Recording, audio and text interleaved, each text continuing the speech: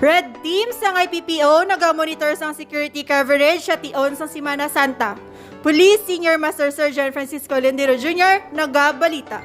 Hugot ang pagbantay sang Iloilo Police Provincial Office agod mapasiguro ang seguridad sang probinsya samtang obserbar ang kadamaan sang Semana Santa.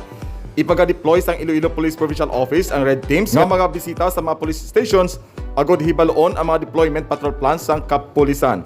Ginmando ni Police Colonel Gilbert Correro, Director sang IPPO, ang pag-deploy sang Red Teams bilang sabat man sa sugo ni Governor Arthur Defensor Jr. nga temporaryo nga pagasuspendihon ang operasyon sa mga tourism facilities kag mga recreational activities sa probinsya. Kabahin sa pag-monitoron sang Red Teams amo ang presensya sang kapulisan sa mga common areas of convergence, pareho sang terminal, plaza kag simbahan.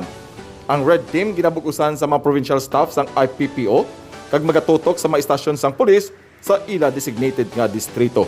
Suno kay Colonel Guerrero, importante ini nga bulaton agod nga malikawan ang disgrasya, emerhensya kag kriminalidad kag makabuligman para mapunggan ang pagsaka sang numero sang nagapositibo sa COVID-19.